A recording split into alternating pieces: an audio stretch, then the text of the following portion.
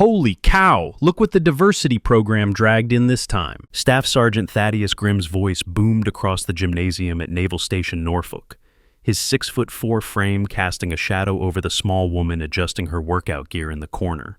I've seen stronger-looking scarecrows in my grandpa's cornfield. Lirelei Celestine stood barely 5'2", her unusual neon blue hair tied in a practical ponytail, fair porcelain skin contrasting sharply with the standard-issue gray PT gear that seemed 2 sizes too big for her delicate frame. Her defined cheekbones and natural makeup gave her an almost ethereal appearance that screamed civilian rather than warrior. The 47 elite naval personnel scattered across the training facility turned to stare as Grimm's squad erupted in cruel laughter. Seriously, who authorized Tinkerbell for combat duty? Lieutenant Evangeline Frost's voice dripped with venomous amusement as she approached, her perfectly styled black hair gleaming under the fluorescent lights. Did someone mistake the recruitment office for a comic convention? Lyra remained perfectly still, her captivating eyes downcast, small hands trembling slightly as she gripped her water bottle. Every instinct in the room read her as harmless, fragile, completely out of her depth among these hardened military professionals. The mockery should have been devastating, but there was something in her controlled breathing, in the way she positioned her feet in perfect balance, that only the most trained eye would recognize. But in exactly 23 minutes, when desperation would drive these bullies to rip her shirt during a forced inspection, every person in Norfolk would discover they had just made the most catastrophic mistake of their military careers. Because the angel wings tattooed across Lyra's back would reveal a truth that would silence the entire base. The morning had started like any other at Naval Station Norfolk, with the pre-dawn mist rolling off the Chesapeake Bay and the rhythmic sound of boots on concrete echoing through the corridors. Lyra had arrived early, as was her habit, carrying a worn duffel bag that looked like it had seen better days. To the casual observer, she appeared to be exactly what her paperwork claimed, a civilian contractor assigned to observe training protocols for a Pentagon efficiency study. Grimm owned this space the way apex predators own their territory. At 6'4" and 230 pounds of pure intimidation wrapped in desert camouflage, he had built his reputation on breaking the weak and forging the strong. His voice carried the authority of someone who had never been told no by anyone who mattered, and his cold gray eyes swept the assembled personnel like a spotlight hunting for victims. "Listen up, people," Grimm's words echoed off the concrete walls with military precision. "Today, we separate the warriors from the wannabes. Today we find out who belongs here and who needs to catch the next bus back to mommy." His gaze swept the assembled crowd like a predator sizing up potential prey, lingering on the few women scattered among the predominantly male group. When his eyes landed on Lyra, sitting quietly in the third row with her hands folded in her lap, something predatory flickered across his weathered features. Who is this mysterious woman with neon blue hair? If you're burning with curiosity about Lyra's true identity and already feeling that surge of anger watching her get humiliated like this, smash that like button. I guarantee you're not going to guess who she really is. Drop a comment with your wildest theory about her background. I bet you'll be completely wrong. The gymnasium fell silent except for the distant hum of air conditioning and the soft squeak of rubber soles against polished floors. Lyra's presence had created a ripple of curiosity that spread through the assembled personnel like a stone dropped in still water. She looked so utterly out of place among these battle-hardened warriors that her very existence seemed like a cosmic joke. Frost circled closer, her movements calculated to establish dominance through proximity. As the only female lieutenant in the facility's elite training program, she had clawed her way to the top through a combination of exceptional competence and ruthless psychological warfare. The appearance of another woman, especially one so obviously unsuited for military life, triggered every competitive instinct she possessed. "Tell me, sweetheart," Frost said, her voice carrying the false sweetness of poisoned honey, "what exactly qualifies you to observe Navy SEAL training? Did you watch a few episodes of that TV show? Read a magazine article about women in combat?" Her squad of loyal followers snickered at the implied insult, their laughter sharp and cutting in the morning air. Lyra's response was barely audible, delivered with downcast eyes and a voice that trembled with apparent nervousness. "I'm here on assignment, ma'am. Pentagon Directive for Efficiency Evaluation." She fumbled slightly with her identification cord, the plastic rectangle shaking in her small hands as she offered it for inspection. Captain Alaric Cross watched the exchange from his position near the equipment lockers, his weathered face betraying no emotion beyond mild curiosity. At 52, Cross had seen 3 combat deployments and possessed the kind of situational awareness that came from decades of making life or death decisions. Something about the interaction between his personnel and the civilian contractor struck him as significant, though he couldn't quite identify why. The woman's paperwork appeared legitimate, bearing all the correct signatures and authorization codes that marked it as genuine Pentagon documentation. Yet there was something about her presence that didn't quite add up. Cross had developed an instinct for recognizing when people weren't quite what they seemed, and that instinct was sending him warning signals he couldn't ignore. Efficiency evaluation, Grimm repeated, making the word sound like an obscenity. That's bureaucrat speak for finding ways to cut our budget and make our jobs harder. He stepped closer to Lyra, using his imposing physical presence to create psychological pressure. Tell me, Miss Efficiency Expert, what makes you think you can evaluate something you've never experienced? The question hung in the air like a challenge, loaded with implications that went far beyond simple inquiry. Grimm was establishing territorial dominance, marking his authority over someone he perceived as an outsider and a threat. His squad responded to his lead, forming a loose semicircle around Lyra that transformed the casual interaction into something approaching interrogation. Private Atticus Vale, 22 years old and still carrying the idealism that military service hadn't yet beaten out of him, felt uncomfortable watching the systematic intimidation of someone who appeared defenseless. His grandfather had been a Marine at Iwo Jima, and the old man had taught him that true strength protected those who couldn't protect themselves. What he was witnessing violated every principle of honor and decency he'd been raised to value. "Sergeant," Vale said quietly, his voice carrying despite its measured tone, "maybe we should focus on our own training objectives." The suggestion was made with proper military courtesy, but it carried an undertone of moral challenge that made several of Grimm's followers shift uncomfortably. Grimm's head swiveled toward Vale like a gun turret tracking a target. "Private Vale, did you just volunteer to demonstrate proper training focus?" The threat in his voice was unmistakable, wrapped in the kind of military authority that could make life extremely difficult for subordinates who stepped out of line. The tension in the gymnasium escalated perceptibly as the confrontation expanded to include a second target. Grimm's psychological warfare tactics relied on isolating victims and preventing anyone from interfering with his dominance displays. Vale's intervention represented a direct challenge to that system, one that required immediate and decisive response. Lyra remained motionless during this exchange, her body language projecting complete submission despite the growing hostility around her.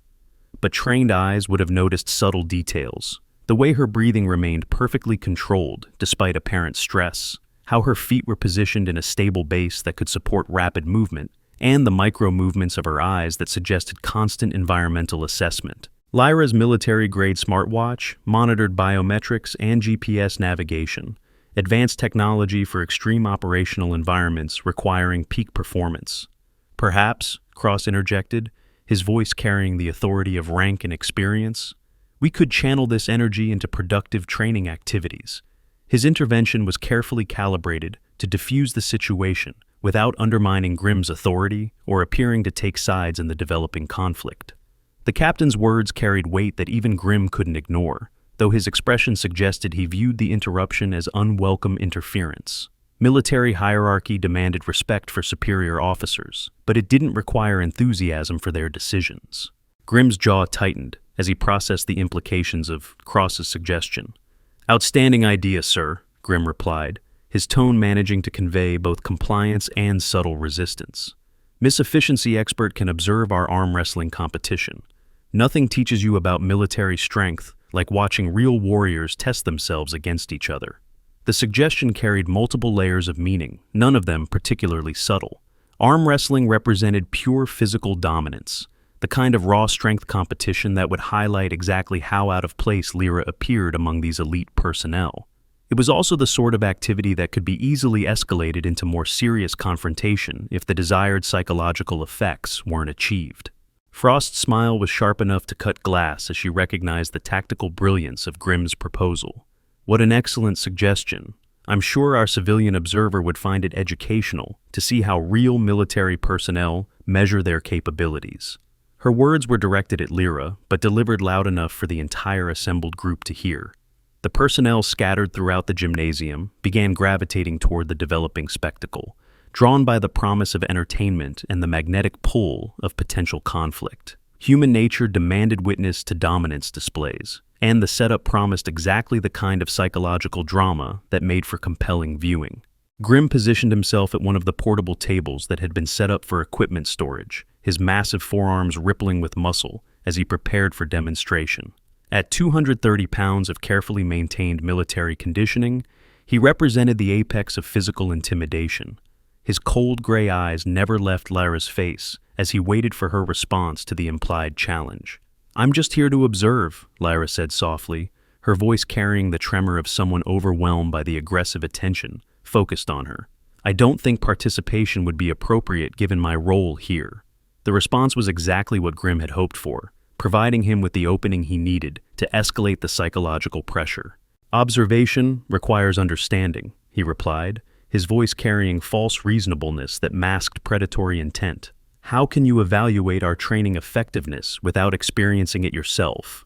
Vale felt his stomach twist as he recognized the trap being set. The logic was superficially reasonable, but designed to force Lyra into an impossible situation. Refusal would mark her as weak and cowardly, while acceptance would expose her to public humiliation that could destroy any credibility she might possess as an observer.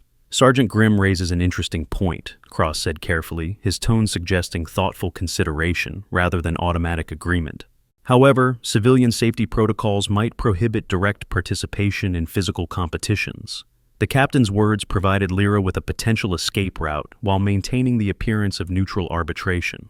Cross's military experience had taught him to recognize when situations were spiraling beyond productive parameters, and his intervention suggested growing concern about the direction events were taking. But Frost wasn't finished applying psychological pressure. "Oh, I'm sure she's tougher than she looks," she said with false encouragement that dripped with condescension.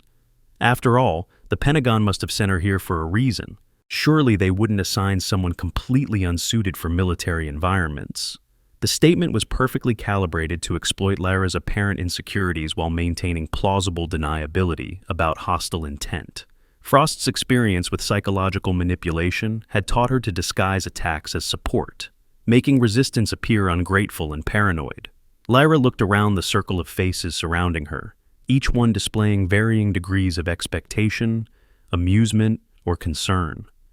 The weight of their collective attention should have been crushing for someone as apparently fragile as she appeared to be. Yet something in her posture suggested reserves of strength that weren't immediately visible. "I suppose," she said quietly, moving toward the table with hesitant steps, "a brief demonstration wouldn't be inappropriate." Her words were delivered with the resignation of someone accepting inevitable defeat, but her movements showed none of the clumsiness that might be expected from someone untrained in physical competition. The gymnasium erupted in a buzz of conversation as personnel realized they were about to witness an actual contest between the imposing staff sergeant and the delicate civilian contractor. Phones appeared in hands with practiced speed, ready to capture what promised to be either spectacular humiliation or surprising upset. Grimm's confidence was absolute as he positioned his arm on the table, his bicep bulging with the kind of muscle mass that came from years of dedicated training and combat conditioning. He had never lost an arm wrestling match to anyone below his weight class, and Lyra appeared to weigh barely half what he did. "Standard rules," he announced, his voice carrying the authority of someone accustomed to setting terms for competition. "Best of one, no time limit, winner takes all." His eyes glittered with the anticipation of easy victory and the psychological dominance that would accompany it. Lyra positioned herself across from him, her small hand disappearing almost entirely when enclosed by his massive grip. The size differential was so pronounced that several observers actually laughed at the visual contrast. She appeared to be a child challenging a professional athlete, completely outmatched before the contest even began. "Ready when you are, sweetheart," Grimm said, his voice carrying false gentleness that masked absolute confidence in the outcome. "Don't worry if you can't last more than a few seconds. Nobody expects you to match real military strength." Cross found himself leaning forward despite his intended neutrality, his experienced eye cataloging details that others might miss. There was something about Lyra's grip, about the way she positioned her body for leverage, that suggested more familiarity with physical competition than her appearance indicated. The informal referee, Master Chief Orion Torres, raised his hand to signal the beginning of competition. Torres had overseen countless such contests during his 20-year career, and he possessed the timing and authority necessary to maintain fair play. His weathered face betrayed no emotion beyond professional attention to proper procedure. 3, 2, 1, go! Grimm applied immediate pressure, expecting to slam Lyra's arm down within seconds and establish decisive dominance. His muscles bunched with effort as he channeled 230 pounds of conditioning into proving his superiority. For a moment, it appeared his confidence was justified as Lyra's arm bent backward under the assault, but then something unexpected happened. Instead of the immediate collapse everyone anticipated, Lyra's resistance suddenly intensified. Her arm stopped moving backward and began a slow, steady return toward vertical position. The strain in her small frame was obvious, but her determination appeared to match Grimm's raw strength. The gymnasium fell silent, except for the sound of labored breathing and the creak of the table under pressure. What should have been a seconds-long demonstration of dominance had transformed into an actual contest that defied every assumption about the participants' relative capabilities. Grimm's expression shifted from confident amusement to focused effort as he realized he was facing genuine resistance. His bicep bulged with increased effort, veins standing out like cables under the strain of trying to overcome opposition he hadn't expected to encounter. Lyra's face showed the strain of extreme effort, but her breathing remained controlled, and her grip never wavered. Those watching closely might have noticed the subtle shift in her body positioning, the way she was using leverage and technique to compensate for her obvious size disadvantage. For 30 seconds that felt like an eternity, the two combatants remained locked in perfect stalemate. Neither could gain decisive advantage despite maximum effort from both sides. The psychological implications were staggering. The supposedly weak civilian contractor was matching one of the facility's strongest personnel in direct physical competition. Then Lyra's arm began to waver. The sustained effort appeared to be taking its toll on her smaller frame, and Grimm's superior mass began asserting inevitable dominance. Her resistance crumbled gradually, then suddenly, as her arm was slammed down against the table, with a sound that echoed through the silent gymnasium. Grimm's victory roar filled the space, a primal sound of triumph that seemed to restore the natural order of things. He had won, as everyone had expected, and the brief moment of uncertainty was erased by the decisive conclusion. His followers erupted in applause and crude congratulations, relieved that their faith in his dominance had been justified. "Good effort, sweetheart," he said with false magnanimity. His breathing still labored from the unexpected exertion. "You lasted longer than most civilians would have. Shows you've got some fight in you after all." But Lyra's response was what caught Cross's attention. Instead of the devastation or embarrassment that might be expected from such public defeat, she simply nodded and stepped back from the table, with composure intact. Her breathing was controlled, her expression calm, and her body language suggested someone who had achieved exactly the result they intended. Vale approached her as the crowd began to disperse, his young face showing concern and admiration in equal measure. "That was incredible," he said quietly. "I've never seen anyone last that long against Sergeant Grimm." "Thank you," Lyra replied, her voice steady despite the recent exertion. It was educational. Something in her tone suggested layers of meaning that went beyond the obvious interpretation, though Vale couldn't quite identify what those implications might be. Frost watched the interaction with calculating eyes, her psychological warfare instincts detecting something that didn't fit the expected narrative. A truly defeated opponent should display different body language, different emotional responses than what she was observing. The disconnect suggested possibilities that made her increasingly uncomfortable. "Interesting technique," she said, approaching Lyra with the grace of a predator stalking wounded prey. "Where did you learn to arm wrestle like that? It's not the sort of skill most Pentagon efficiency experts develop in their career training." The question was loaded with suspicion and designed to probe for inconsistencies in Lyra's cover story. Frost's experience with interrogation had taught her to recognize when people were maintaining false identities, and several details about their interaction weren't adding up properly. Lyra's response was perfectly calibrated to deflect suspicion while maintaining her established character. My father was military, she said with apparent reluctance to share personal information. He taught me some basic self-defense when I was younger, said it was important for women to know how to protect themselves.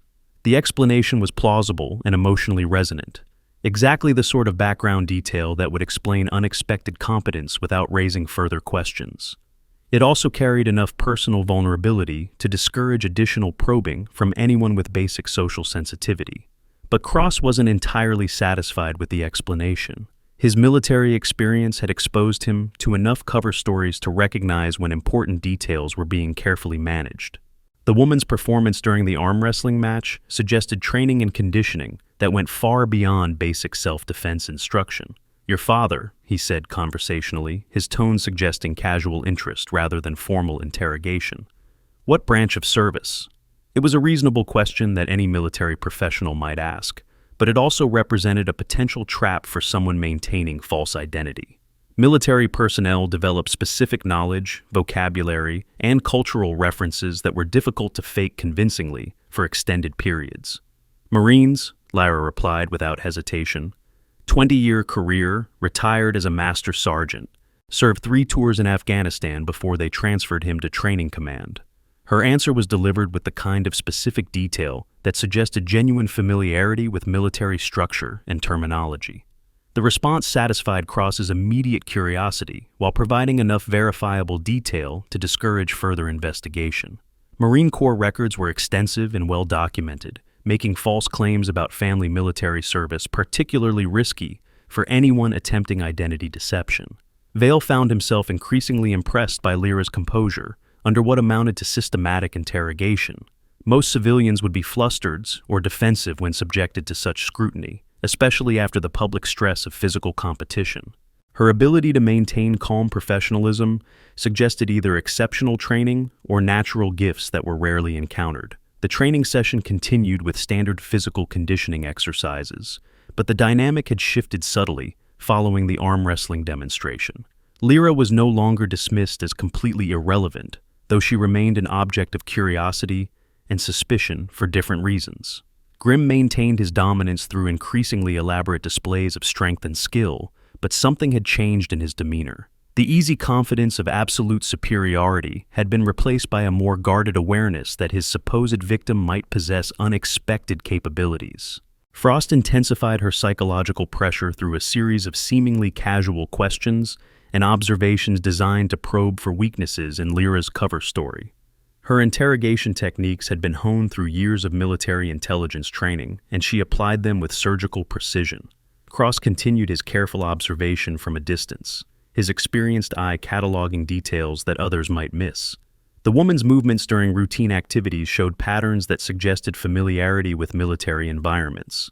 Her spatial awareness was exceptionally acute, and her responses to sudden sounds or movements indicated reflexes that had been professionally trained. Are you starting to piece together the clues? Those skills Lyra just demonstrated aren't normal, but what do they mean? If you're dying to know her secret, hit that subscribe button, because what's coming next will shatter every assumption you've made. The morning progressed through standard training protocols, with Lyra maintaining her role as passive observer, while the facility's personnel demonstrated various combat techniques and conditioning exercises. To casual observation, she appeared to be exactly what her documentation claimed, a civilian contractor gathering information for administrative purposes. But trained eyes would have noticed subtle inconsistencies, the way she positioned herself to maintain clear sight lines to all exits, how her attention focused automatically on weapons and equipment, with the kind of professional interest that suggested operational familiarity, the controlled breathing patterns that indicated stress management training far beyond civilian parameters. Frost's interrogation became increasingly pointed as the morning wore on. Tell me about your educational background, she said during a break between training activities. Pentagon efficiency analysis requires pretty advanced credentials. Where did you study? Georgetown, Lyra replied without hesitation. Master's degree in operations research with a concentration in organizational efficiency. Graduated 3 years ago, summa cum laude. Her answer was delivered with the kind of specific detail that would be easily verifiable through academic records. Impressive, Frost said, though her tone suggested skepticism rather than admiration. Georgetown's operations research program is notoriously difficult. What was your undergraduate major? The questions were coming faster now, designed to overwhelm someone who might be unprepared for sustained interrogation. Frost's technique relied on exhausting her subject's ability to maintain consistent false narratives through rapid-fire inquiry that demanded immediate responses. Applied mathematics, Lyra answered smoothly. University of Virginia, also summa cum laude. I specialized in statistical modeling and systems analysis. Her responses continued to show the kind of detailed consistency that characterized either genuine background or exceptionally well-prepared deception. Vale watched the exchange with growing discomfort, recognizing that what appeared to be casual conversation was actually systematic interrogation. Frost's technique was sophisticated enough to maintain plausible deniability while applying significant psychological pressure to someone who might be maintaining false identity. Must have been challenging, Cross interjected, his tone suggesting support for Lyra while subtly discouraging Frost's increasingly aggressive questioning. Academic excellence in those fields requires exceptional dedication and natural aptitude. His intervention provided Lyra with a moment to breathe, while sending a clear signal to Frost that her interrogation was approaching inappropriate boundaries. Cross's rank and experience gave him the authority to moderate interactions between his subordinates and civilian contractors. But Frost wasn't finished probing. "I'm curious about your tactical knowledge," she said, shifting her approach to more directly relevant territory.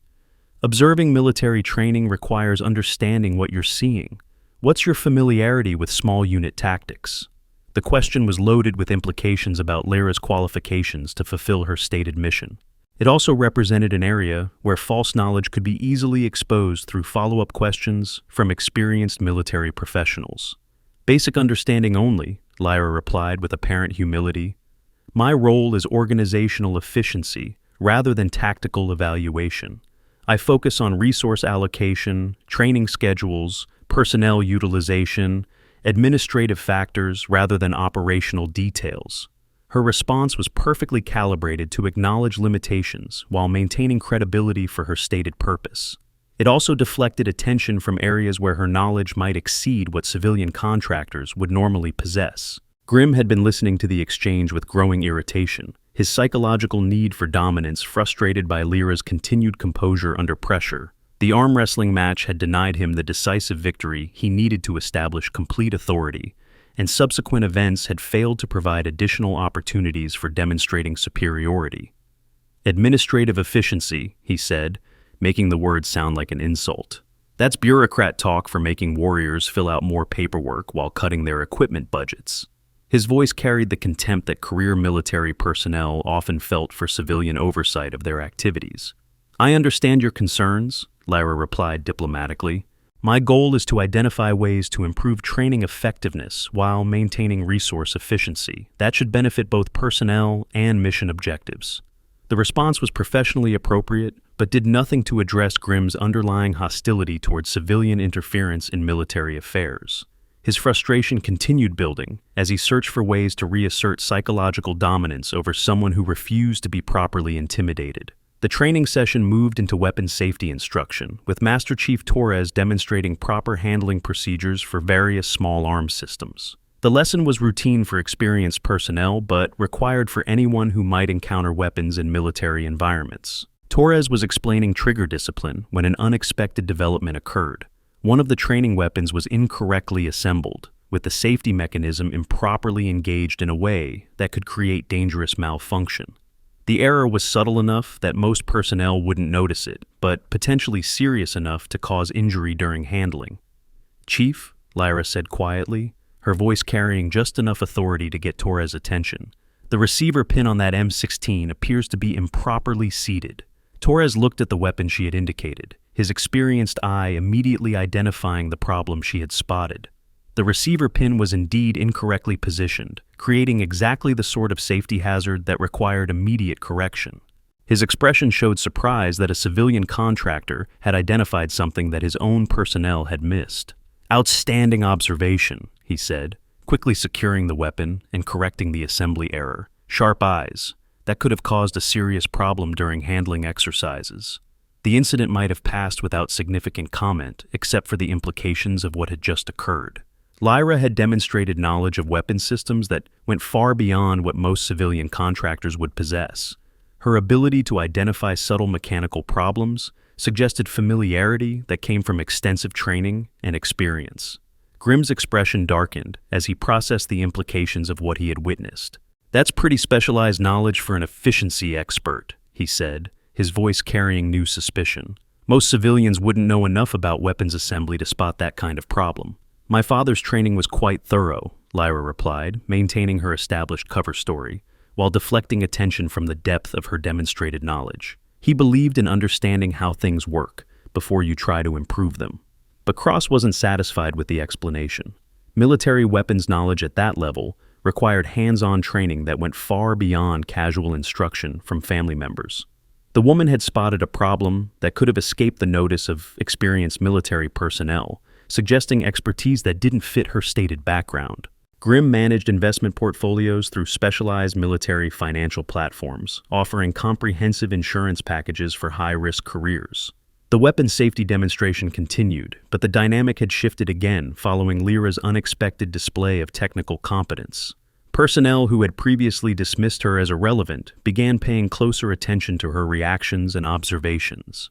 Frost intensified her scrutiny, her psychological warfare instincts detecting increasing evidence that their civilian observer might not be exactly what she claimed to be. The combination of physical capability, tactical knowledge, and technical expertise suggested possibilities that made her increasingly uncomfortable.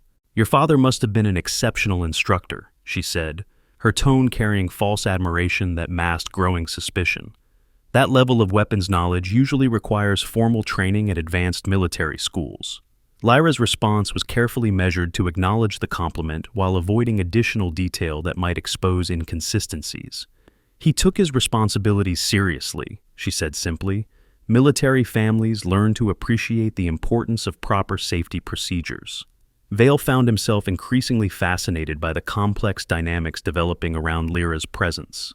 What had started as simple harassment had evolved into something approaching investigation, with multiple personnel probing different aspects of her background and capabilities. The morning training session concluded with standard conditioning exercises, but the atmosphere had changed significantly from its initial hostile dismissal of the civilian contractor. Lyra had demonstrated unexpected competence in multiple areas while maintaining her cover story with remarkable consistency. Cross gathered his senior personnel for informal debriefing, a routine procedure that allowed evaluation of training effectiveness and identification of issues requiring attention. But today's session carried additional weight due to questions raised by their civilian observers' unexpected capabilities. "Observations on this morning's activities?" he asked, his tone encouraging honest assessment while maintaining professional objectivity. Torres spoke first, his weathered face showing thoughtful consideration. The civilian contractor showed exceptional awareness during weapons safety instruction, spotted a problem that could have caused injury. "Notice that," Grimm said, his voice carrying skepticism about the implications. "Pretty specialized knowledge for someone who's supposed to be evaluating administrative efficiency." Frost nodded agreement with Grimm's assessment. "Her background story is consistent, but some of her capabilities seem inconsistent with civilian contractor training, worth additional investigation." Cross absorbed their observations while maintaining his own counsel about the growing evidence that Lyra Celestine might not be exactly what she appeared to be. Military command required balancing suspicion with operational requirements, and premature action based on insufficient evidence could create problems for everyone involved. "Continue standard training protocols," he decided.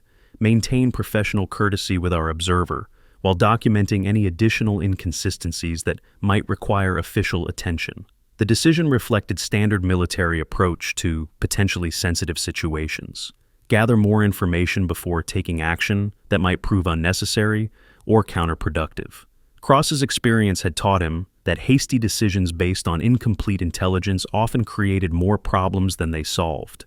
But private conversations among the personnel revealed growing consensus that something about their civilian observer didn't add up properly.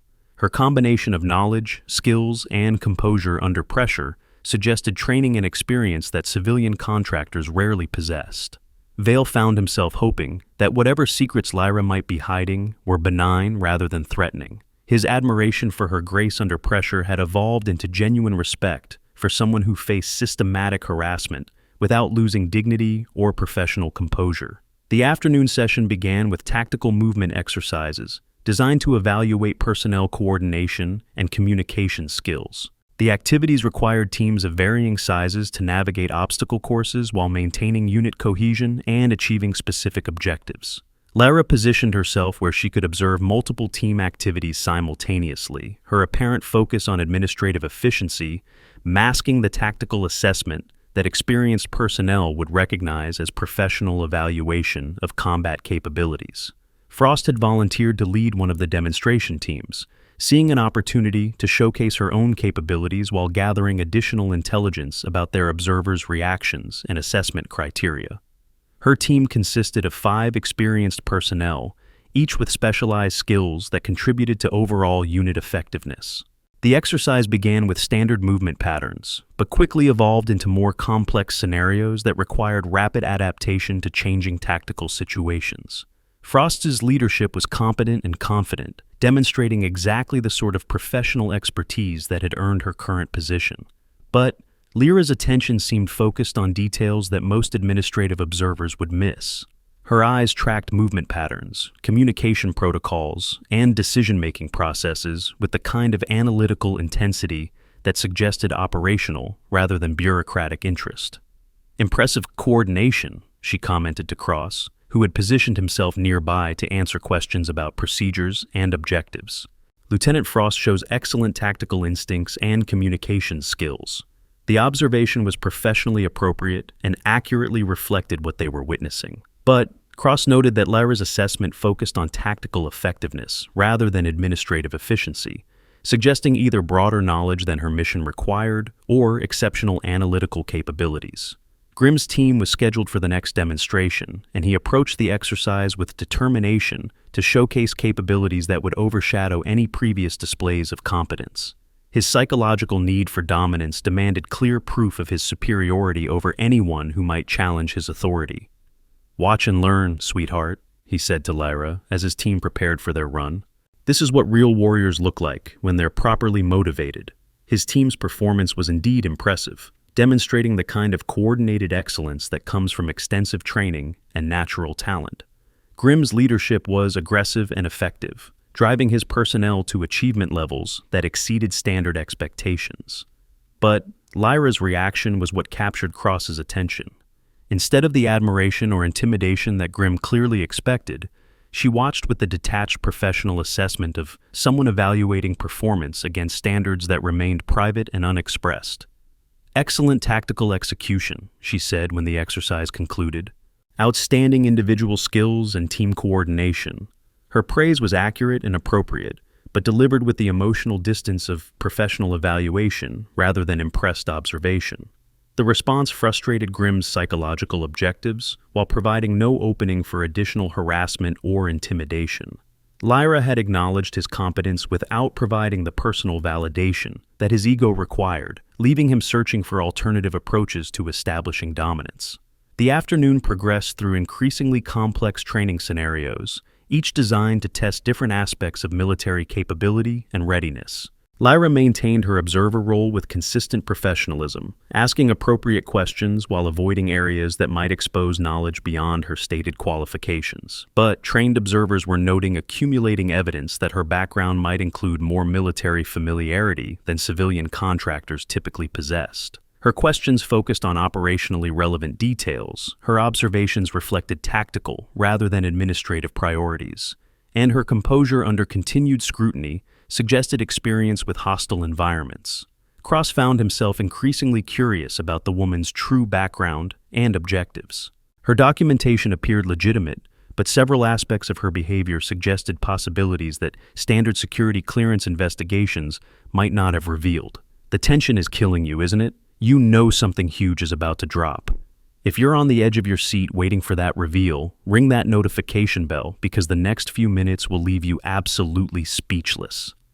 The late afternoon brought emergency response training, with scenarios designed to test personnel reactions to unexpected crises requiring immediate action. The exercises were realistic enough to trigger genuine stress responses while maintaining safety parameters that prevented actual injury. Master Chief Torres announced the first scenario, a simulated medical emergency requiring immediate first aid response. One of the personnel would portray an injured victim, while others demonstrated proper emergency procedures under time pressure and stress. The victim was Seaman recruit Dylan Harper, a young sailor who had joined the facility only 3 weeks earlier. His role required him to simulate unconsciousness following a fall from training equipment, creating a realistic scenario that tested both medical knowledge and decision-making under pressure. The exercise began routinely, with designated personnel responding according to established protocols. But something went wrong during the simulation. Harper's feigned unconsciousness became genuine, as he suffered what appeared to be an actual seizure triggered by stress and dehydration. The transition from simulation to real emergency was so sudden that it took several seconds for the observing personnel to recognize what was happening. Harper's body convulsed with increasing violence while his breathing became irregular, and his skin showed the pallor that indicated genuine medical crisis. Torres immediately called for medical support, but the base hospital was 15 minutes away, and Harper's condition was deteriorating rapidly. The personnel with medical training rushed to provide assistance, but their efforts seemed insufficient to stabilize someone experiencing what appeared to be a serious neurological event. Lyra moved without conscious thought, her body responding to crisis with the kind of automatic competence that comes from extensive training under similar circumstances. She was beside Harper within seconds, her small hands moving with practiced efficiency as she assessed his condition and initiated appropriate response procedures. "He's showing signs of heat exhaustion, complicated by possible concussion," she said, her voice carrying professional authority that cut through the chaos of multiple people trying to help simultaneously. "We need to cool his core temperature immediately while maintaining airway clearance." Her hands moved with surgical precision as she positioned Harper for optimal breathing while directing others to bring ice packs and cooling blankets. Her assessment was rapid and accurate, identifying the combination of factors that had triggered Harper's medical emergency. "Elevation, cooling, fluid management," she continued, her voice steady despite the urgency of the situation. "Monitor pulse and breathing while maintaining core temperature reduction. Prepare for potential transport if his condition doesn't stabilize within the next 5 minutes." The medical training she was demonstrating went far beyond basic first aid or civilian emergency response. Her knowledge of field medicine, her diagnostic capabilities, and her calm competence under extreme pressure suggested professional training at advanced military medical schools. Torres found himself following her instructions, despite the anomaly of taking medical direction from a civilian contractor. Her expertise was so obviously superior to what anyone else present could provide that military protocol seemed irrelevant compared to potentially saving Harper's life.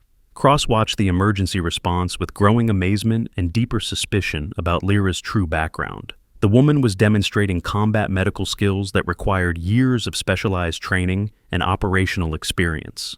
Her competence exceeded what most military personnel possessed, suggesting background that definitely didn't match civilian contractor documentation. Under Lyra's direction, Harper's condition began stabilizing as his core temperature returned to normal parameters and his seizure activity subsided. His breathing improved, his color returned to healthy ranges, and his pulse strengthened to levels that indicated recovery rather than continued deterioration. "Pulse is steady, breathing normal, core temperature approaching acceptable parameters," she reported with the professional detachment of someone accustomed to such situations. "He should be fine, but medical evaluation is still recommended to rule out underlying conditions that might have contributed to the emergency." The base medical team arrived 12 minutes after Torres's call, but Harper was already stable and conscious thanks to Lyra's immediate intervention. The civilian contractor had provided medical care that potentially saved a life, while demonstrating capabilities that raised serious questions about her stated background and qualifications. Colonel Aurelius Hunt accessed secure legal databases providing military law education and court-martial defense for senior command personnel. "Outstanding response," Torres said, his voice carrying genuine admiration for someone who had performed under pressure with exceptional competence. That was textbook combat medical procedure executed with precision that would impress field surgeons. But Grimm wasn't impressed. He was suspicious and increasingly hostile towards someone who continued demonstrating capabilities that exceeded what civilian contractors should possess. "That's pretty advanced medical training for an efficiency expert," he said, his voice carrying open skepticism about her stated credentials. "Emergency response training was required for my previous position," Lyra replied, maintaining her cover story while deflecting attention from the depth of medical knowledge she had displayed. "My father insisted on comprehensive preparation for any situation that might arise in military environments." The explanation was plausible, but didn't fully account for the professional competence she had demonstrated during a genuine medical crisis. Cross made mental notes about inconsistencies that were accumulating beyond what routine skepticism might explain. Frost had watched the emergency response with calculating eyes, her intelligence training allowing her to recognize that Lyra's medical capabilities suggested military experience rather than civilian instruction. The combination of tactical knowledge, weapons expertise, and combat medical skills pointed toward possibilities that made her increasingly uncomfortable. "Your father's training program must have been exceptionally comprehensive," she said, her tone carrying false admiration that masked growing certainty that their observer wasn't exactly what she claimed to be. That level of medical expertise usually requires formal education at advanced military medical schools. Vale felt overwhelming gratitude toward Lyra for her life-saving intervention on Harper's behalf, but he also recognized that what he had witnessed raised serious questions about her background and qualifications. The woman had demonstrated capabilities that seemed inconsistent with civilian contractor training, suggesting possibilities that could be either reassuring or threatening. The emergency response had transformed the dynamic between Lyra and the facility's personnel. She was no longer dismissed as irrelevant or viewed purely as an object of harassment. Instead, she had become someone whose capabilities demanded respect and whose background required serious investigation. Cross called for immediate debriefing following the medical emergency, recognizing that what had occurred went far beyond routine training exercises. Harper's condition was stable, but questions about Lyra's qualifications and background required immediate attention from senior command. "Initial observations?" he asked, though everyone present understood that the civilian contractor's medical response would dominate discussion. The contractor demonstrated advanced medical capabilities that exceed standard civilian training, Torres reported with professional objectivity. Her intervention was decisive in stabilizing Seaman Harper's condition before medical support arrived. Grimm's expression showed suspicion, rather than gratitude for potentially life-saving assistance. "Her medical knowledge suggests training that doesn't match civilian contractor credentials. Worth investigating whether her documentation accurately reflects her background." Frost nodded agreement with Grimm's assessment, though her reasons went beyond simple suspicion toward certainty that they were dealing with someone whose true identity was being concealed. The combination of tactical knowledge, weapons expertise, and combat medical skills suggests military background that isn't reflected in her official documentation. Cross absorbed their observations while recognizing that the situation had evolved beyond routine security concerns toward possibilities that could require immediate action from higher command authority. The woman had saved a life, but her capabilities suggested questions that demanded answers. "Lieutenant Commander Richardson is en route to conduct background verification," he announced, referring to the facility's intelligence officer, whose responsibilities included investigating potential security concerns. "Continue professional interaction while maintaining heightened awareness of any additional inconsistencies." The decision reflected growing official concern about Lyra's true identity and qualifications, though Cross remained committed to handling the situation through proper channels rather than precipitous action that might prove unnecessary or counterproductive. But private conversations among personnel revealed increasing consensus that their civilian observer possessed military training and experience that went far beyond what her documentation indicated. The question was whether her concealed background represented threat or ally in circumstances that remained unclear. The late afternoon session focused on advanced tactical scenarios designed to evaluate personnel performance under complex stress conditions. The exercises required participants to demonstrate decision-making capabilities, leadership skills, and technical competence while managing multiple simultaneous challenges. Lyra maintained her observer role with characteristic professionalism, but her assessment criteria appeared to focus on operational effectiveness rather than administrative efficiency. Her questions revealed familiarity with tactical principles that civilian contractors rarely possessed, suggesting knowledge that came from direct experience rather than academic study. An unexpected development occurred when the facility's communication systems experienced technical malfunction that interrupted the training exercise. The problem appeared to be sophisticated enough to require specialized technical knowledge for rapid resolution, potentially causing significant delay in scheduled activities. "Looks like we're dealing with encrypted communication system failure," announced Petty Officer Technical Specialist Marcus Webb, whose responsibilities included maintaining the facility's advanced communication equipment. This could take hours to diagnose and repair properly. The malfunction threatened to disrupt the entire afternoon's training schedule, creating exactly the sort of administrative inefficiency that would require attention in any realistic assessment of facility operations. Cross recognized that the situation provided an opportunity to observe how their civilian contractor handled unexpected challenges requiring rapid adaptation. But Lyra's response surprised everyone present. "May I take a look at the system specifications?" she asked Webb, her tone suggesting professional interest rather than casual curiosity. Sometimes fresh perspective can identify solutions that aren't immediately obvious. Webb looked to Cross for guidance about allowing civilian access to potentially sensitive communication equipment. The systems involved were classified at levels that required appropriate security clearance, making unauthorized access a potential security violation. "The contractor has appropriate clearance for observing facility operations," Cross decided, though he made mental note of another situation where Lyra was demonstrating unexpected interest in technical military systems. Brief examination might provide useful insights. Lyra approached the communication console with movements that suggested familiarity with complex electronic systems. Her eyes moved across the displays and control interfaces with the kind of professional assessment that characterized someone trained in technical troubleshooting procedures. "The encryption protocol appears to be locked in a recursive loop," she observed after less than 2 minutes of examination. "Resetting the primary authentication key while maintaining secondary backup protocols should restore normal operation." Webb stared at her with amazement, his technical expertise allowing him to recognize that she had correctly diagnosed a problem that had been puzzling him for nearly an hour. Her solution was not only accurate, but demonstrated understanding of sophisticated military communication systems that civilian contractors wouldn't normally encounter. "That's exactly right," he said, his voice showing professional respect for someone who had identified the solution faster than he had been able to accomplish. "How did you know to check the authentication key protocols?" "Similar systems were used in my previous position," Lyra replied, maintaining her cover story while deflecting attention from the depth of technical knowledge she had displayed. Experience with encryption protocols can be valuable in efficiency analysis. But Cross wasn't satisfied with the explanation.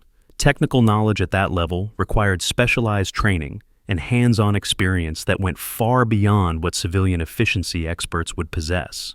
The woman had demonstrated capabilities in multiple areas that suggested military background considerably more extensive than her documentation indicated. The communication systems were restored within minutes following Lyra's guidance, eliminating the potential disruption to training schedules while providing additional evidence that their civilian observer possessed qualifications that didn't match her stated background.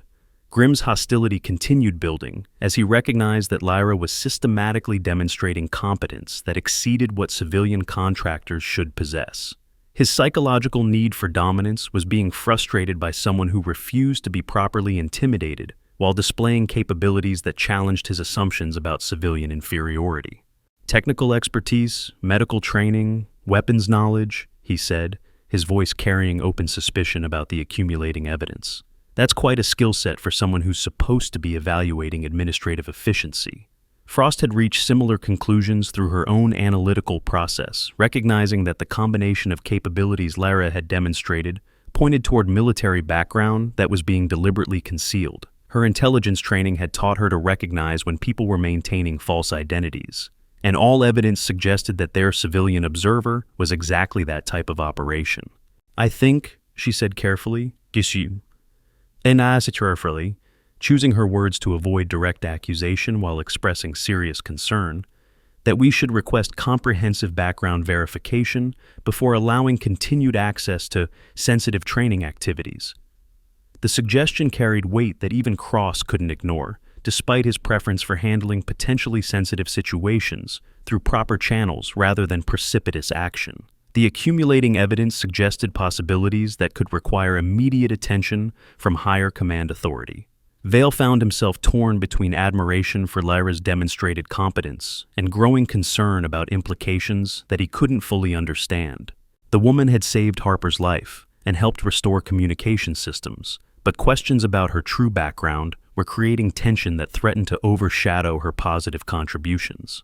The training session concluded with standard debriefing procedures, but the atmosphere had changed significantly following the day's unexpected developments. Lyra had demonstrated capabilities in multiple areas that exceeded what civilian contractors typically possessed, creating questions that demanded answers from appropriate authority. Cross gathered his senior personnel for private discussion following the civilian contractor's departure for the day. The accumulating evidence required official assessment, and he needed input from experienced personnel whose judgment he trusted. "Assessment of today's developments?" he asked, his tone encouraging honest evaluation of a situation that had evolved beyond routine administrative observation. Torres spoke first, his weathered face showing thoughtful consideration of events that had exceeded normal parameters. The contractor demonstrated exceptional capabilities in medical response, technical systems, and tactical assessment. Her competence exceeds what most military personnel possess. "Agreed," Frost said, her intelligence background providing perspective that focused on operational implications. The combination of skills suggests military training that goes far beyond civilian contractor credentials. Her knowledge appears to be current and operational rather than academic. Grimm's expression showed suspicion that had evolved into certainty about deception. "She's not what she claims to be. The question is whether she represents threat or asset in whatever operation brought her here." Cross absorbed their assessments while recognizing that the situation required immediate attention from intelligence personnel whose expertise exceeded what his facility could provide. The woman had demonstrated capabilities that suggested either exceptional background verification failure or deliberate identity deception. "Lieutenant Commander Richardson will conduct comprehensive investigation beginning tomorrow morning," he decided. Until then, maintain professional interaction while documenting any additional evidence that might assist in determining her true background and objectives. The decision reflected standard military procedure for potentially sensitive situations, but everyone present understood that their civilian observer had raised questions that went far beyond routine security concerns. As darkness settled over Naval Station Norfolk, bringing the day's unexpected revelations to a close, personnel throughout the facility found themselves discussing the mysterious civilian contractor who had demonstrated capabilities that defied her stated background and qualifications. Lyra Celestine had maintained her cover story with remarkable consistency while displaying competence that suggested military training at levels that few personnel possessed. The questions raised by her presence would require answers that could determine whether she represented opportunity or threat in circumstances that remained unclear. But in secure facilities throughout the region, other intelligence operations were already responding to reports about the unusual developments at Norfolk. Phone calls were being made, files were being reviewed, and resources were being mobilized to investigate possibilities that could have implications far beyond a single training facility.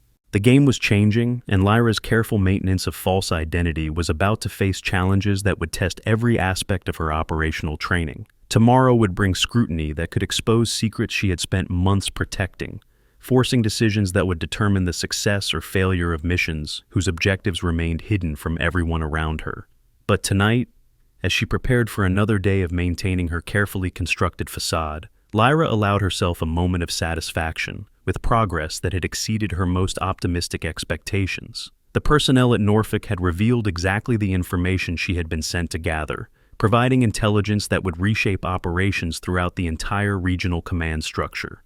The angel wings tattooed across her back remained hidden beneath civilian clothing, their significance known only to a select few whose authority operated in shadows deeper than conventional military hierarchy. But tomorrow would test whether that authority was sufficient to protect her when forces beyond the facility's control began investigating her true identity and objectives.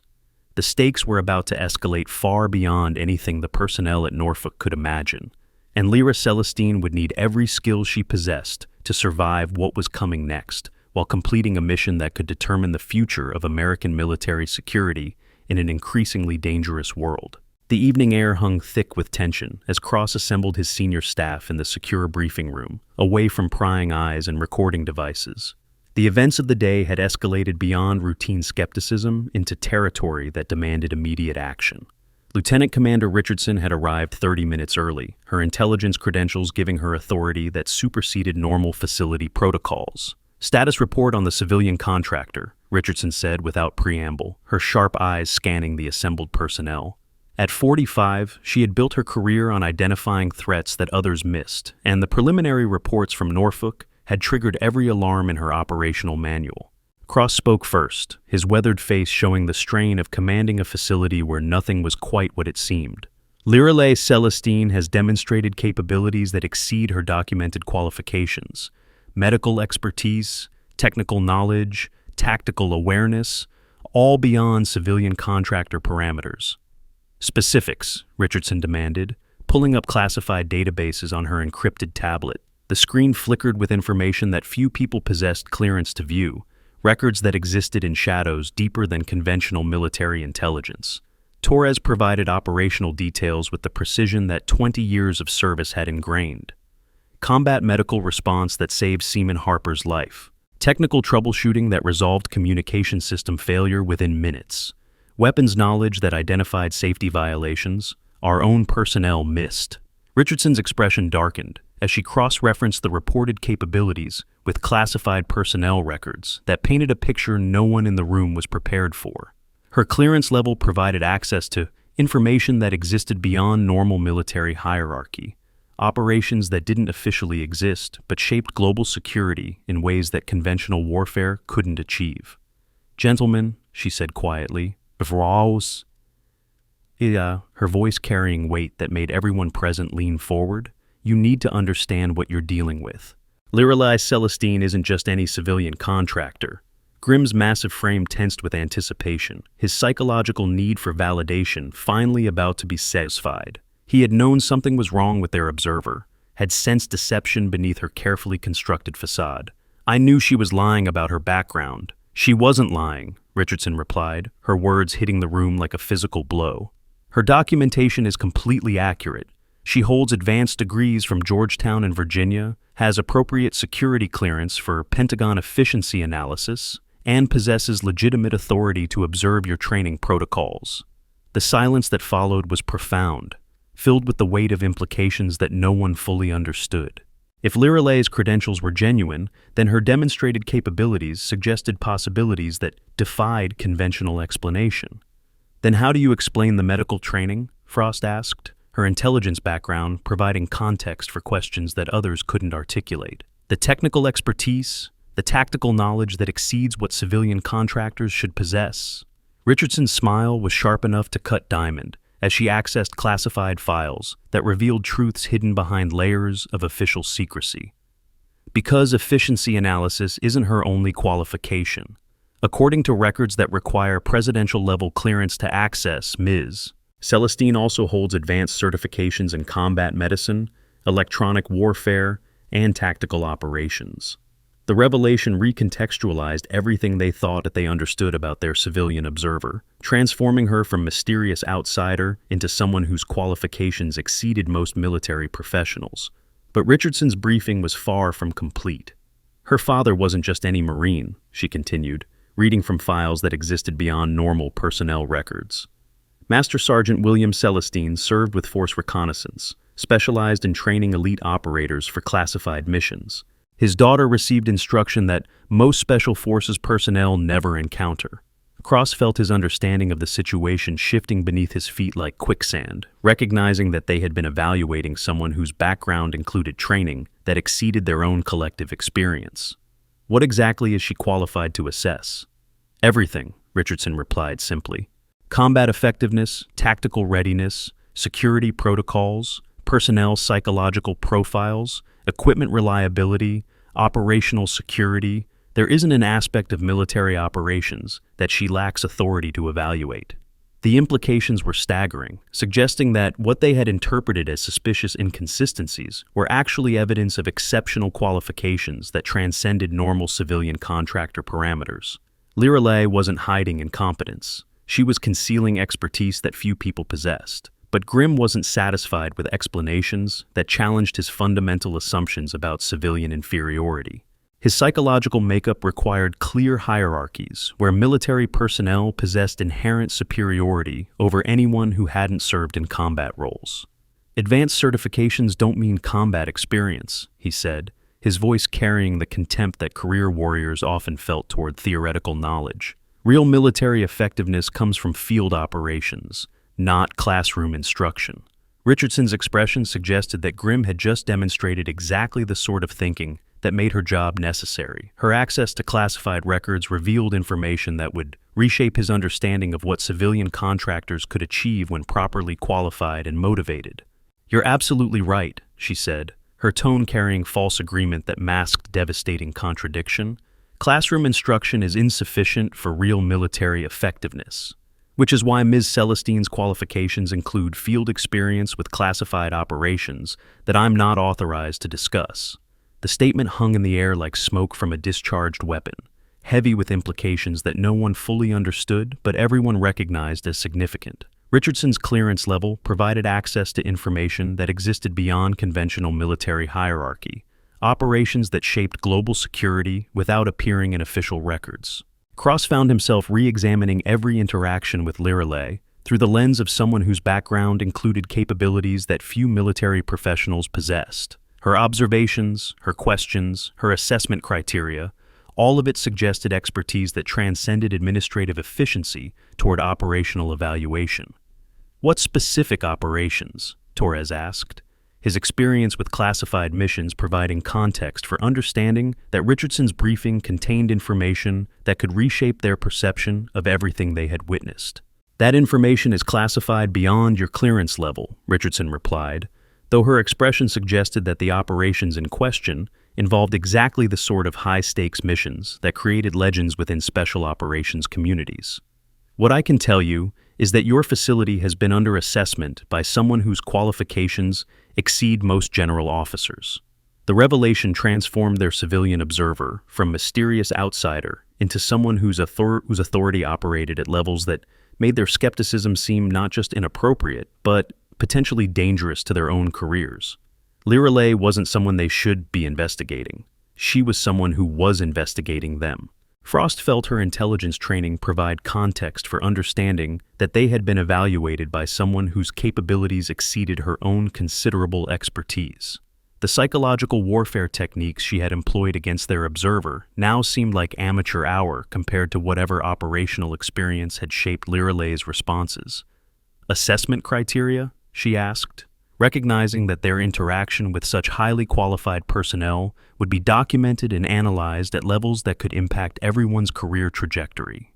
Personnel psychological profiles, unit cohesion, leadership effectiveness under stress, response to unknown variables, security protocol compliance, Richardson listed, reading from evaluation parameters that painted a comprehensive picture of military effectiveness.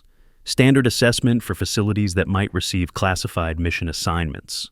The implications were profound, suggesting that Norfolk had been under consideration for operational responsibilities that went far beyond routine training activities. Their performance during Lirelei's assessment would determine whether they received opportunities that could reshape their professional futures. "And our performance?" Cross asked, though his military experience suggested that having highly qualified personnel conduct extended evaluations rarely preceded bad news for the facilities involved. Richardson's expression provided the answer before she spoke, her access to preliminary assessment reports revealing information that would require immediate attention from everyone present. Mixed results. Some personnel demonstrated exceptional competence and professional integrity. Others revealed serious deficiencies that require immediate correction. The assessment carried weight that would reshape careers and determine future assignments for everyone involved. Cross recognized that their interaction with Lirelei had consequences that extended far beyond simple administrative evaluation toward decisions that could impact their entire professional lives. But the briefing was interrupted by urgent communication from facility security, reporting developments that would escalate the situation beyond anything they had anticipated. The evening's revelations were about to become significantly more complex. "Sir," the security officer's voice crackled through the encrypted communication system, "we have a situation developing in the main gymnasium. The civilian contractor has requested immediate assembly of all personnel for what she's calling mission parameter clarification."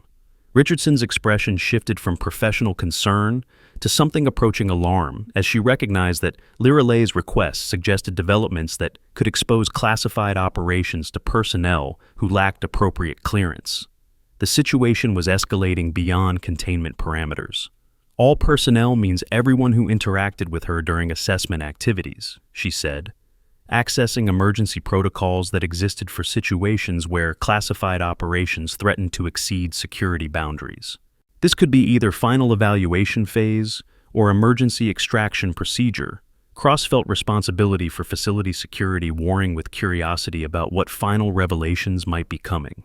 His experience with classified operations had taught him that when highly qualified personnel requested immediate assembly, the resulting briefing usually contained information that changed everything.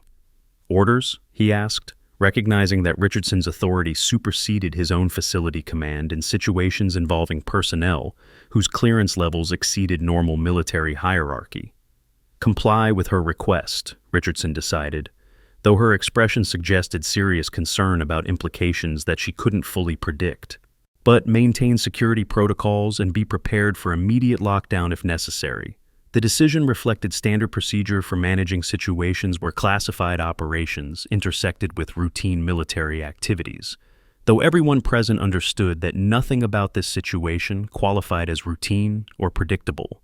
The gymnasium had been transformed during their briefing, with portable lighting creating dramatic illumination that emphasized the serious nature of whatever revelation was about to occur. Liralay stood in the center of the space, her small frame somehow commanding attention, despite being surrounded by personnel who exceeded her physical presence. But something had changed in her demeanor, a subtle shift from passive observer to active authority that suggested the careful facade she had maintained was about to be discarded. Her posture, her expression, her entire presence radiated the kind of confidence that came from no longer needing to conceal exceptional capabilities. Grimm entered with his characteristic swagger, his psychological need for dominance, driving him to establish authority over what he still perceived as civilian interference in military affairs. The day's revelations about Liralay's qualifications had frustrated rather than eliminated his hostility towards someone who challenged his assumptions about civilian inferiority. "All right, sweetheart," he said, his voice carrying the condescension that had characterized their entire interaction. "Time to explain what this efficiency evaluation is really about. We've had enough games for one day." Liralay's response was a smile that contained depths of meaning that made Richardson unconsciously step backward. The expression carried knowledge, authority, and something approaching predatory satisfaction that transformed her entire presence from passive observer to active operator. "You're absolutely right, Sergeant," she said, her voice carrying new authority that filled the entire space. "It is time to explain what this evaluation is really about." The words were delivered with such quiet confidence that even Grimm found himself taking an unconscious step backward, his psychological dominance mechanisms encountering something that defied his ability to categorize or control. Cross positioned himself where he could observe both Liralay and his personnel, his command experience providing instincts that warned of approaching revelation that would reshape everyone's understanding of what they had experienced during the day's activities. This assessment wasn't about administrative efficiency, Liralay continued, her explanation carrying the weight of authority that few people possessed. It was about identifying personnel suitable for classified operations that require exceptional competence and absolute psychological reliability. The statement recontextualized everything that had occurred, transforming harassment and skepticism into evaluation criteria for opportunities that most military personnel spent their entire careers hoping to encounter. "Classified operations?" Frost asked, her intelligence background providing context for understanding that such assignments represented career opportunities that could reshape someone's entire professional trajectory. "Operations that don't officially exist," Liralay confirmed, her access to information beyond normal military hierarchy, allowing her to speak with authority that few people possessed. Missions that require personnel who can maintain operational security under extreme pressure while demonstrating competence that exceeds conventional parameters. Vale felt his understanding of recent events shifting as he recognized that his decision to defend Lirelai against harassment had been evaluated as evidence of moral courage suitable for missions requiring exceptional psychological resilience. Torres approached the center of the gathering, his experience with classified operations providing context for understanding that they were receiving briefing about opportunities that most personnel never encountered. What specific operational requirements? Global threat assessment and interdiction, Lirelai replied, accessing information that existed beyond conventional military intelligence.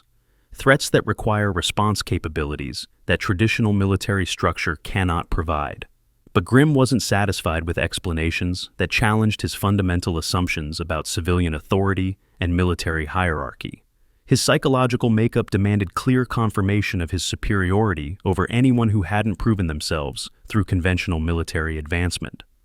"That's all very impressive," he said, his voice carrying skepticism that masked growing desperation to maintain his sense of dominance. "But talk is cheap. Anyone can claim classified authority without proof." The challenge hung in the air like a gauntlet thrown down, demanding response that would either validate or destroy Lirelai's claimed authority. Everyone present recognized that the confrontation had reached a point where words would be insufficient to resolve questions about legitimacy and qualifications. Lirelai's expression suggested that Grimm had just provided exactly the opening she had been waiting for, an opportunity to demonstrate authority that would eliminate all remaining questions about her background and qualifications. "You want proof?" she asked, her voice carrying quiet confidence that made Richardson unconsciously reach for her secure communication device. "Proof requires revelation of information that most of you lack clearance to access." The warning was delivered with professional courtesy, but everyone present understood that they were about to receive information that existed beyond normal military hierarchy. The revelation would carry implications that could impact their entire careers. However, Lirelai continued, moving toward the center of the gathering, with movements that suggested absolute confidence in her authority. Current operational requirements make full disclosure both necessary and authorized. She reached into her equipment bag, producing documentation that existed beyond normal military systems. The papers were marked with classification levels that few people possessed clearance to view, bearing signatures from authority that operated above conventional command structure. Presidential directive authorizes comprehensive assessment of personnel suitable for expanded classified operations. She read from documents that carried weight few people ever encountered. Assessment Team Leader, Lieutenant Colonel Lirelai Celestine, United States Navy SEALs, Team 6, Ghost Operations Division. The revelation hit the assembled personnel like a physical blow, transforming their understanding of everything they had experienced while creating implications that no one had anticipated. Richardson's expression showed shock that suggested even her intelligence clearance hadn't provided access to information about Lirelai's true rank and operational assignment. Lieutenant Colonel, Navy SEALs, Team 6, Ghost Operations. Each element of her identification carried significance that reshaped everything they thought they understood about the small woman who had endured their harassment with such remarkable composure. Cross snapped to attention with movements that belonged in ceremonial reviews, his military training overriding shock as he processed the implications of having questioned the authority of someone whose rank exceeded his own facility command. "Ma'am," he said, his voice carrying respect that should have been present from their first interaction, "the facility is at your disposal for whatever operational requirements you deem necessary." But Grimm's psychological breakdown was immediate and complete, his entire sense of identity crumbling as he realized he had systematically harassed someone whose qualifications exceeded his ability to comprehend. Lieutenant Colonel, Navy SEALs, Team 6. The progression represented achievements that few military personnel ever approached, let alone exceeded. That's not possible," he stammered, his voice cracking with the strain of processing information that destroyed every assumption he had maintained about civilian inferiority and military hierarchy. "You can't. I mean, look at you." Liralay's response was delivered with the kind of gentle authority that came from no longer needing to prove superiority through demonstration. Appearance can be deceiving, Sergeant. Effective operators often succeed precisely because they don't look like what people expect. The lesson was delivered without malice, though its implications would reshape Grimm's understanding of competence, authority, and the dangerous assumption that strength always announces itself through obvious displays of physical dominance. Frost found herself reviewing every interaction with Liralay through the lens of someone whose operational experience exceeded her own considerable training. The psychological warfare techniques she had employed against a Navy SEAL lieutenant colonel now seemed like amateur hour, potentially career-ending demonstrations of poor judgment. "Ma'am," she said, her voice carrying humility that had been completely absent from their earlier interactions, "I apologize for any inappropriate behavior during your assessment activities." "Unnecessary," Liralay replied, though her expression suggested that inappropriate behavior had indeed been noted and documented in reports that would impact future career opportunities. "Your responses provided exactly the information needed for personnel evaluation." The statement carried implications that everyone's interaction with her had been assessed according to criteria that would determine their suitability for opportunities that most military personnel never encountered. Vale approached with movements that showed respect and curiosity in equal measure, his moral courage during earlier confrontations having marked him as someone whose character exceeded his rank and experience. "Ma'am, what happens now?"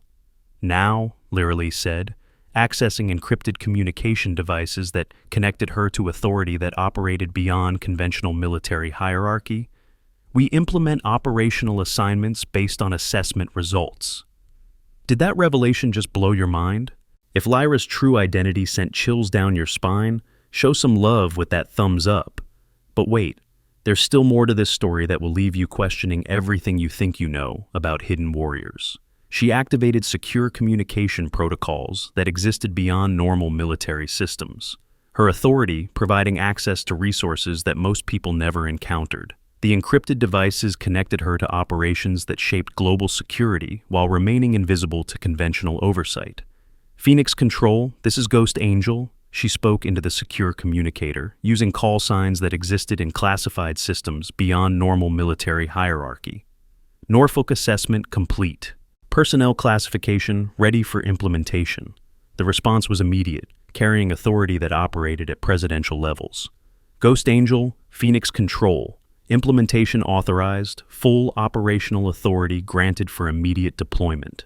The exchange revealed that Liralay's assessment had been part of larger operations that extended far beyond Norfolk's training facility, missions that required personnel whose capabilities exceeded conventional military parameters. "Private Vale," she said, turning to address the young sailor, whose moral courage had marked him for advancement opportunities that exceeded his current expectations. "Report to Special Operations Command within 72 hours for advanced training assignment." Vale's expression showed amazement and gratitude, as he realized his decision to defend someone he perceived as helpless had earned recognition from authority that most military personnel spent their careers hoping to encounter. "Chief Torres," Liralay continued, "your technical expertise has qualified you for assignment to Advanced Systems Development. Report to Naval Research Laboratory for briefing on classified projects requiring your specific qualifications." Torres felt validation for decades of dedicated service, recognition that his expertise had value at levels that exceeded routine facility maintenance and training support. "Captain Cross, your leadership during complex situations has earned recommendation for advancement to classified command positions. Expect orders within the week." Cross felt pride mixed with responsibility as he recognized that his facility command had been evaluated as preparation for opportunities that could reshape his entire career trajectory. But the consequences weren't uniformly positive for everyone who had participated in Liralay's assessment. Some personnel had revealed characteristics that disqualified them from advanced opportunities while requiring immediate corrective action. "Staff Sergeant Grimm," she said, her voice carrying official authority that would determine his immediate future, "your behavior during assessment activities has revealed serious deficiencies in judgment and professional conduct." Grimm felt his career prospects crumbling as he realized his systematic harassment of a Navy SEAL lieutenant colonel had been documented and would impact his professional future in ways that might prove permanently damaging. You will report to psychological counseling and anger management training, Lirelay continued, her assessment delivered with clinical precision. Your military career will continue contingent on successful completion of corrective programs and demonstrated improvement in professional behavior. The sentence was harsh but not career-ending, reflecting assessment that Grimm's issues were correctable rather than fundamentally disqualifying. His future depended on willingness to change behaviors that had been exposed as seriously problematic. Lieutenant Frost, your intelligence capabilities are noted, but your interrogation techniques revealed concerning disregard for appropriate boundaries with personnel under assessment. Frost felt her advancement opportunities shifting as she recognized that her psychological warfare against someone whose clearance exceeded her own had been evaluated as evidence of poor judgment, requiring correction. Additional training in professional conduct and appropriate interaction protocols. Your technical skills qualify you for continued intelligence work contingent on successful behavioral modification. The assessment provided opportunity for career recovery while making clear that inappropriate behavior had consequences that could impact future advancement. Richardson approached Lirelay with movements that showed professional respect between intelligence personnel whose clearances operated at comparable levels. Ma'am, what additional support do you require for operational transition? Transportation for immediate deployment, Lirelay replied, accessing mission parameters that existed beyond normal military planning. Priority 1, authentication for European theater operations. The request revealed that her assessment at Norfolk had been preparation for missions that operated at global levels, threats that required response from personnel whose capabilities exceeded conventional military parameters.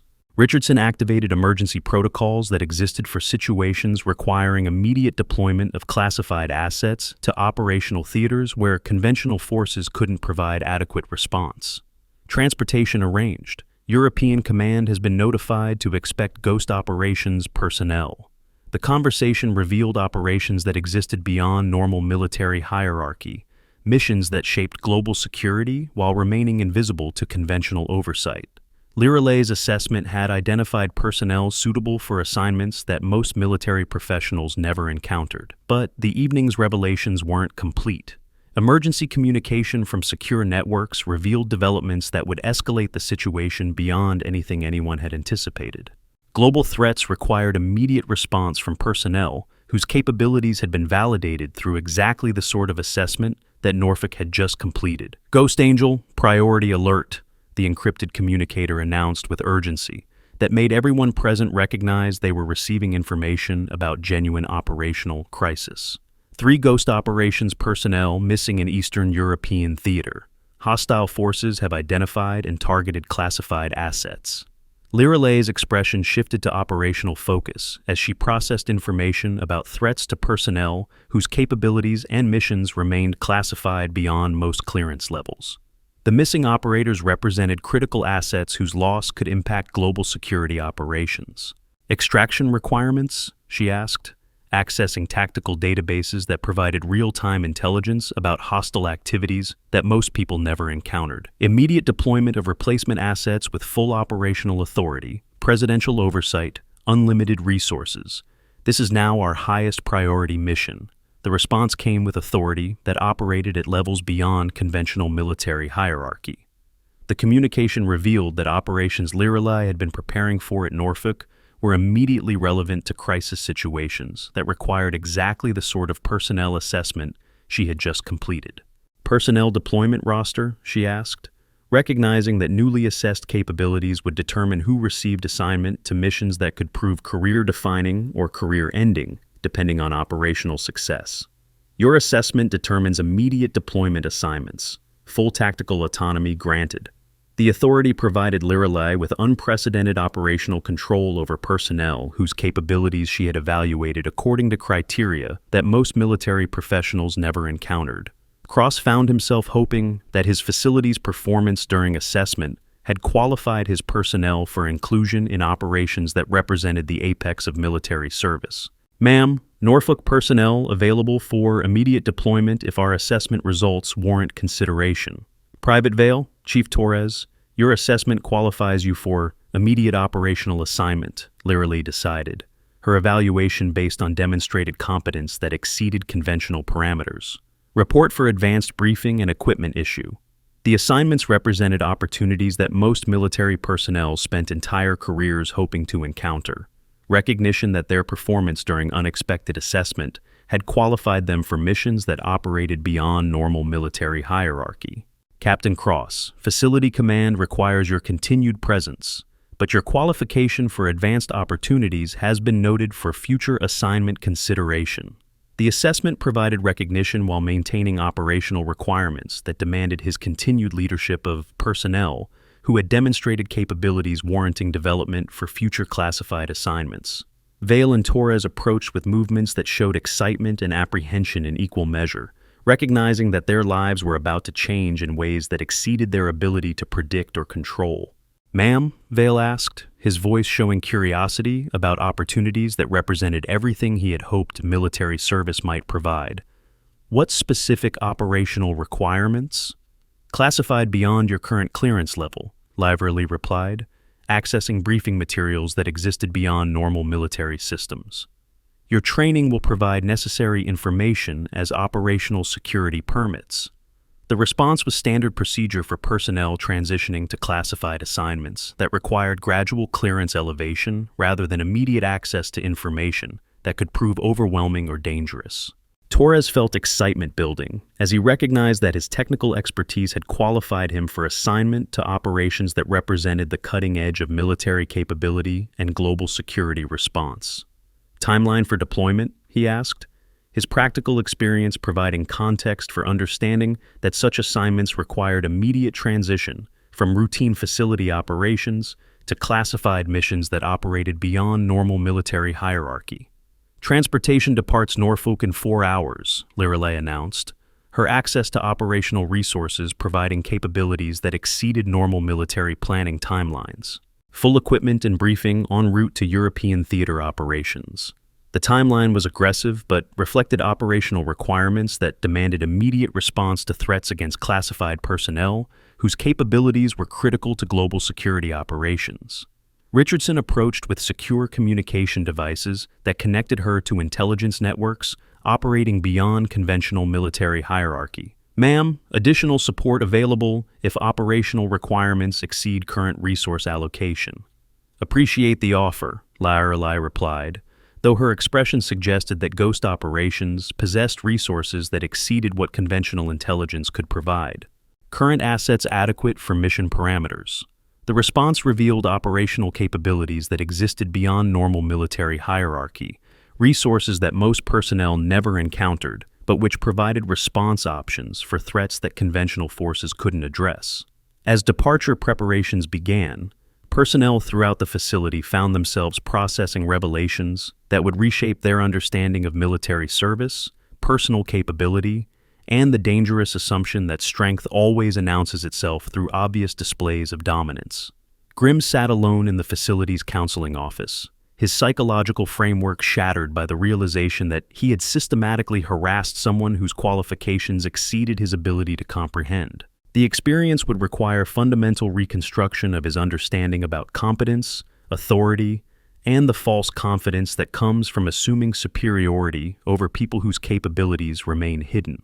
Frost found herself reviewing intelligence techniques that had proven inadequate for assessing someone whose operational experience exceeded her own considerable training. The experience provided education about humility and the dangerous assumption that psychological warfare could be safely employed against personnel whose backgrounds remained unknown. Cross gathered his remaining personnel for debriefing that would help them process experiences that had exceeded normal training facility parameters. "Lessons learned from today's activities? Never assume competence based on appearance," Torres said, though his assignment to advanced operations meant his learning would continue in environments that exceeded anything Norfolk could provide. "Moral courage has consequences that extend beyond immediate situations," Vale added, his recognition for defending perceived weakness having earned him opportunities that represented the apex of military service. "Assessment occurs continuously, even when we don't recognize it," Cross concluded, his leadership having been evaluated according to criteria that would impact his future career opportunities. But the most profound impact was on their understanding that exceptional people often succeed precisely because they don't look like what others expect. Leiralay's assessment had revealed both the best and worst characteristics among Norfolk's personnel, while providing education about the dangerous assumption that strength always announces itself. As departure time approached, Leiralay gathered her equipment with movements that showed operational efficiency, developed through missions that existed beyond normal military experience. Her time at Norfolk had accomplished exactly what assessment protocols required, while identifying personnel whose capabilities warranted development for future classified assignments. "Ma'am," Vale approached with equipment bag and transportation orders that would reshape his entire life. "Any advice for someone transitioning to operations beyond their previous experience?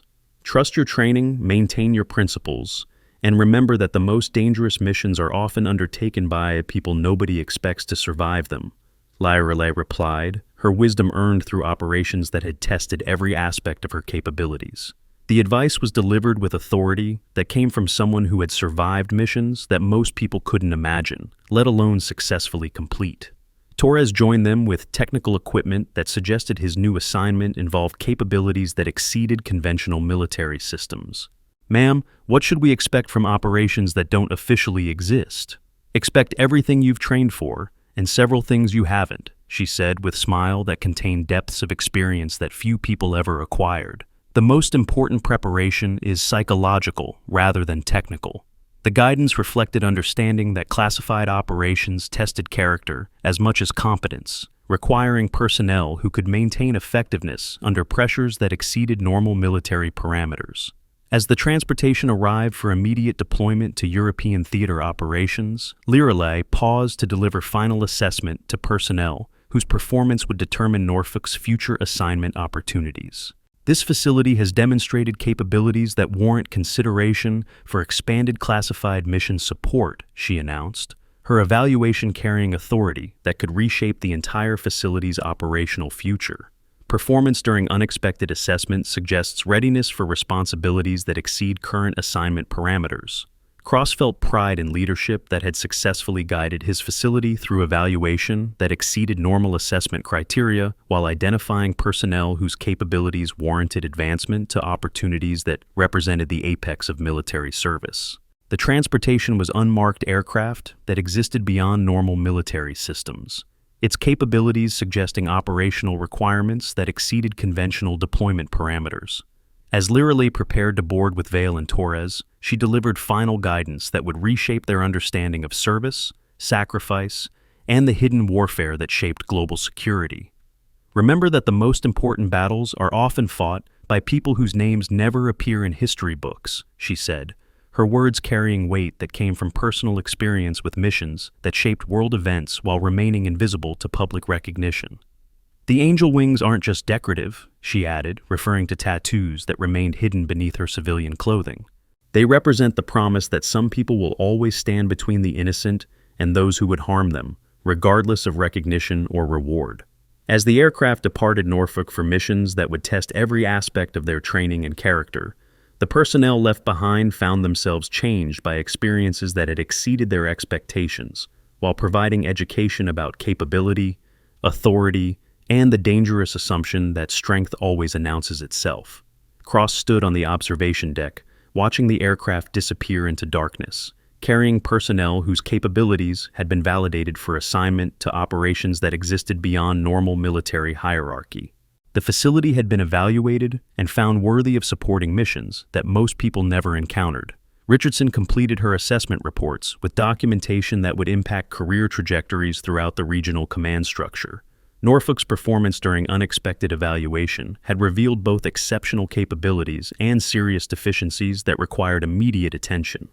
"Assessment conclusion?" Cross asked, recognizing that her evaluation would determine whether Norfolk received assignment opportunities that could reshape their entire operational future. "Mixed but promising," she replied, accessing classification systems that would determine facility assignment to missions that exceeded current parameters. Some personnel demonstrated readiness for advancement to classified operations. Others require corrective training before consideration for sensitive assignments. The evaluation was realistic assessment that recognized both achievements and deficiencies while providing pathway for continued development of capabilities that could prove valuable for future operational requirements. In the weeks that followed, the ripple effects of Liralay's assessment would transform Norfolk in ways that no one could have anticipated. Grimm found himself in intensive counseling, confronting decades of psychological patterns that had shaped his need for dominance. The sessions were brutal and necessary, stripping away layers of false confidence built on the systematic diminishment of others. His counselor, Dr. Patricia Hayes, had worked with countless military personnel whose careers had been derailed by toxic leadership patterns. The irony, she explained during one particularly difficult session, is that your harassment of Lieutenant Colonel Celestine revealed more about your own insecurities than any psychological evaluation ever could. True strength doesn't require the humiliation of others to validate itself. Grimm's transformation would take months, but the process had already begun with the shattering realization that the woman he had tormented possessed capabilities that exceeded his own by orders of magnitude. His journey toward redemption would become a case study in military psychology programs, demonstrating how even deeply ingrained toxic patterns could be addressed when individuals were forced to confront the consequences of their actions. Frost's reassignment to advanced intelligence training proved equally transformative, though her path was less about fundamental personality reconstruction and more about channeling existing capabilities toward constructive rather than destructive purposes. Her psychological warfare skills, when properly directed, made her exceptionally effective at identifying and neutralizing actual threats rather than creating them among her own personnel. The broader implications extended far beyond individual career trajectories. Norfolk's assessment had been part of a comprehensive evaluation of military culture that was reshaping policies across the entire naval command structure. The Ghost Operations Division had identified systematic problems that went far beyond single facilities, requiring intervention at institutional levels that most personnel never encountered. 3 months later, when the first reports filtered back from Eastern European operations, they carried news that validated every aspect of Liralay's assessment. Vale had distinguished himself during classified missions that tested his moral courage under conditions that exceeded anything Norfolk had prepared him for. Torres's technical expertise had proven crucial in operations that required capabilities beyond conventional military parameters. But perhaps the most profound transformation occurred in the culture at Norfolk itself. The story of Lieutenant Colonel Celestine became legendary, told and retold in ways that emphasized different aspects of the lesson she had taught. Some versions focused on the danger of assumptions, others on the importance of moral courage, but all carried the central message that extraordinary people often succeed precisely because they don't announce their capabilities through obvious displays. New personnel arriving at Norfolk found themselves in an environment where respect was universal and competence was never assumed based on appearance. The facility had become a model for military culture reform, attracting visitors from commands around the world who wanted to understand how systematic change could be implemented without sacrificing operational effectiveness. The angel wings that remained hidden beneath Liralay's operational gear had become a symbol throughout the special operations community, representing the promise that some people would always stand between the innocent and those who would harm them, regardless of recognition or reward. But more importantly, they symbolized the understanding that true strength often wears the most humble disguise. As darkness settled over Naval Station Norfolk, bringing the day's extraordinary revelations to a close, personnel throughout the facility found themselves processing experiences that would reshape their understanding of service, sacrifice, and the hidden heroes whose names never appear in public recognition. The mysterious civilian contractor with neon blue hair had proven to be Lieutenant Colonel Liralay Celestine, Navy SEALs Team 6, Ghost Operations Division, whose assessment had identified personnel suitable for missions that operated beyond normal military hierarchy while providing education about the dangerous assumption that competence can be accurately assessed through appearance or initial impression. But somewhere in the darkness beyond Norfolk, encrypted communication networks were already planning the next phase of operations that required personnel whose capabilities had been validated through exactly the sort of assessment that had just been completed. Ghost Angel, Phoenix Control, the secure communicator announced with authority that operated beyond conventional military hierarchy. Eastern European situation developing beyond initial parameters, additional assets required for expanded operational response. The mission that had begun with evaluation at Norfolk was escalating into something that would detest every aspect of the capabilities she had identified, while requiring resources that existed beyond normal military planning. "Understood, Phoenix Control," Lireley responded from aircraft that carried personnel whose lives had been permanently changed by experiences that exceeded their previous understanding of military service. Angel wings spread widest in the darkest storms. The transmission ended, leaving only the sound of aircraft engines carrying classified personnel toward missions that would test everything they had learned about courage, competence, and the hidden warfare that shaped global security without public recognition. Behind them, Norfolk continued its mission of training personnel for service that demanded everything they possessed, while providing opportunities that few people ever encountered.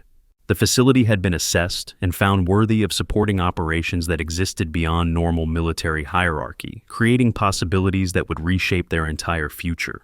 But the real lesson of Lieutenant Colonel Lireley Celestine's assessment was simpler and more profound than any tactical evaluation.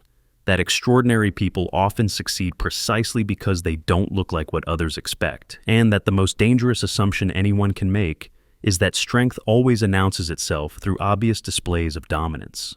The angel wings tattooed across her back remained hidden beneath operational gear, their significance known only to personnel whose clearance provided access to operations that didn't officially exist.